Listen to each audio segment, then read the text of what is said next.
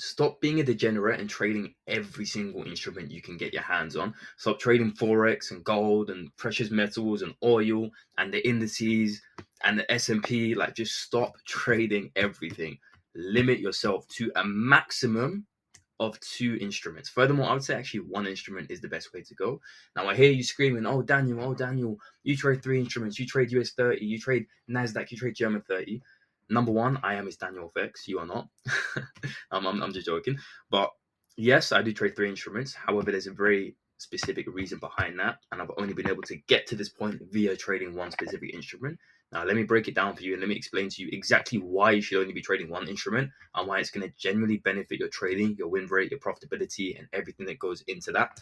Now, you need to understand that every instrument is going to have its own behavior, whether or not it's forex, whether or not it's the indices or precious metals or whatever. Everything has its own tendencies, it has its own behavior, and price action moves differently. That doesn't mean that you can't successfully trade all of them. That doesn't mean you can't successfully find the position here, there, etc., etc. That's not what I'm saying. But I'm saying your numbers are going to vary. Your win rate on AUD USD might be slightly higher than your win rate is on Euro USD, and your win rate on gold might be slightly lower than your win rate is on NASDAQ or German 30 or US 30, etc. So when you're trading multiple instruments and when you're trading too many things, number one, your distribution will vary and you're going to get different percentage win rates, etc. across the board. And that might equal out to more profitability, or equally, it might equal out to less profitability. Chances are, usually it equals out to less profitability.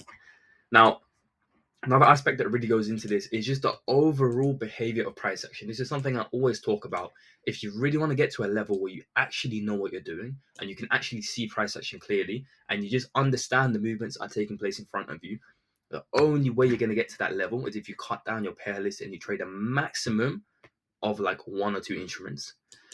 And what I mean by behavior and what I mean by characteristics is the way in which price action moves. Now, price action is always going to be price action in terms of an uptrend is always going to be an uptrend. It's going to be higher highs and higher lows continuously made like this. However, what differs is how the uptrend is formed or how price action actually behaves within a certain region or within a certain session. For example, on US 30, you're much more likely to see a strong, impulsive upside movement like this. You very rarely get deep retracements, you very rarely get deep pullbacks, you very rarely get price stall out for a long extended period of time. Granted, I know we're currently doing that right here, but it is December and it's different price action, so disregard that. But generally speaking, US 30 and some of the other indices, their main characteristic is high volume, shallow retracements, and quick movements. Those are the main points of like interest. In comparison to something like GU, for example, or Euro USD, for example, characteristically has deeper retracements. It likes to accumulate a little bit longer, it likes to form mini structure before breaking it, etc. It's still the same uptrend. We're still talking about the exact same market structure, technically speaking, but the behavior and the characteristics are different. Now, can you see how jumping from this market to this market is going to mess you up? Can you see how you're never going to truly understand what the behavior is and never truly understand how you should be trading the market if you're always jumping between the two? And bear in mind, I'm only talking about 2 instruments here. The large majority of you guys are sitting there trading 20 forex pairs. You're trading 2 precious metals. You're trading commodities. You're trading indices, and you're constantly jumping between price action that looks like this and this and this, and price action that accumulates. And it's just very confusing for your brain. You're never fully able to make the pattern recognition. You're never fully able to understand what it is that you're trading and how it actually moves. Now, by simply limiting yourself to just one or the other, or limiting yourself to one specific type of market, you start to understand a little bit better how does price form. Where should I draw my key level at? For example, here's another thing. Key level creation is another massive thing because I always speak about this, especially on the live trading sessions I do. It always comes up. On the indices, and primarily I'm talking about how I trade, but you might come across a instrument that looks something like this, where it has like some sort of market structure around New York or pre-New York. It's had an impulsive move and price actions doing something like this. Now, if you're used to trading forex pairs, you're used to trading some sort of, I don't know, major pair, GU, EU, whatever it is, you may be tempted to draw your key level down here, and you might be sitting here waiting for a deep retracement back towards structure to wait for the retest, etc., and trade your plan, because that is a characteristic of the forex pairs. However, when it comes to the indices, primarily US 30 and NASDAQ, they don't tend to go for deep retracements. Fair value gaps usually remain unfilled for quite a long duration of time. It just doesn't behave the same way that you would anticipate price behaves on the forex pairs. So if you were to draw a level here and you were to wait for a retracement right here, chances are you'd never get your retracement, you'd never get a position, you'd never have the fair value fill, and price would just continue to the upside from this point here, and you'd be sitting there like a melon, just waiting for price to come back, because you're used to trading a different instrument with different behavior and different characteristics, and you're just viewing it from that same distorted lens of this is how I normally trade. And this is my main point. But if you are to specifically trade the indices and specifically prioritize, okay, I'm just going to trade US30, you'd eventually learn the behavior. You draw your key level here a bunch of times until you learn, okay, cool. Every time I draw my key level here, every time I wait for a deep retracement, I never get it. Let me start moving my level up. Let me start trading current structure. Let me start trading the current little region that price is at, and maybe that will work. And then moving forward, you can refine your system. You can adapt to the market you're trading. This is exactly how you increase your win rate. Simply trading one thing at a time, simply understanding the market that you're trading. And then, and only then, after you've gained profitability and you've gotten a good win rate and you're actually making some money from one specific instrument, maybe you can add another. But not another that's completely different, but something with similar characteristics, something with similar tendencies, something that kind of crosses over from the instrument you're trading.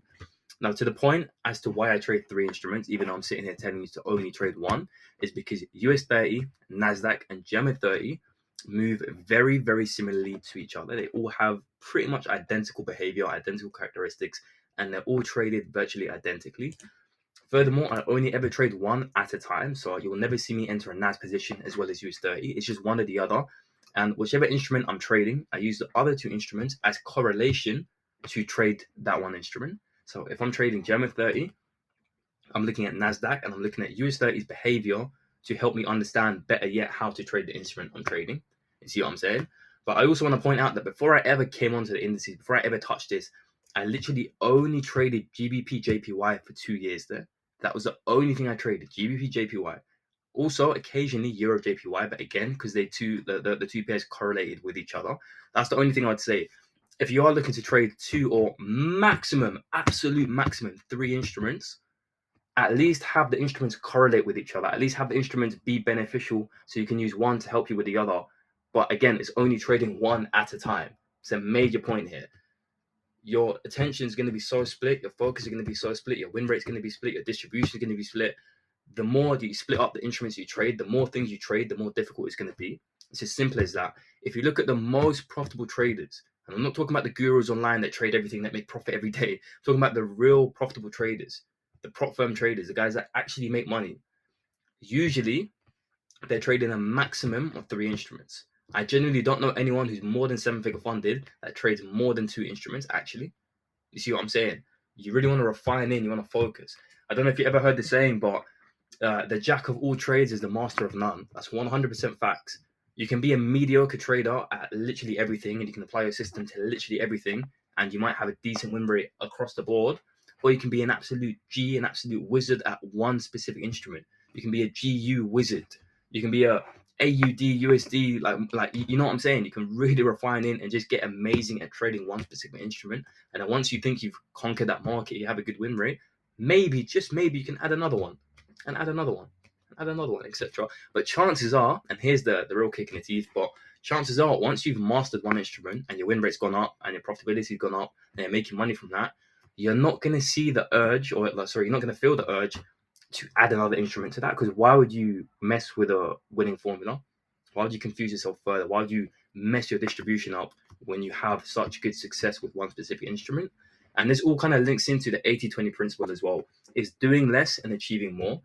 By only trading one instrument and only trading one specific pair or one specific whatever, you limit the number of trades you can take. Because logically speaking, if you zoom out like a daily time frame, for example, you're not going to have a setup every day. It's probability, it's distribution, dependent on your system, dependent on your trading criteria. You might need the higher time frame to be doing a certain thing. You might need price to be in impulsive movement. You might not trade accumulation periods like this. There might be a set criteria, or there should be a set criteria rather, as to when you can and can't trade. And by only trading like max 1 to 3 instruments, you severely limit the ability to trade. You limit your decision-making ability in terms of, I can't trade every day, because some days I'm just not going to have a position. Some days price action is going to be dead on the instrument I'm trading. and that is fine. And this is like one of the major reasons why a lot of traders want to trade everything is because they want the option, they want the possibility to trade every day. They want to come onto the markets one day and be like, okay, cool, we're in an accumulation, price action is terrible, and just like switch to a different instrument as better price. And I get the idea behind it because I used to do it back in the day as well. But I promise you that equals to less profitability and that equals to you making way less money because again, you're always jumping from pair to pair. Refine in. I'm telling you, if you're watching this video and you still haven't clicked off the video and you have a good fucking, what's the word I'm looking for? And you're actually patient, you've watched the video up until now, you haven't clicked off it, you haven't gotten distracted, you haven't whatever, you're actually here to learn, please take my advice. Refine into your system. Refine in. Don't zoom out, fucking refine in. 1 to 3 instruments max. You don't need to be trading everything. You don't need to be trading every day. Refine what you're doing. That's it for the video. I'm not going to sit here and waffle any further. Another episode of Daily Value. I'm going to drop another video later on as well. We're running it up.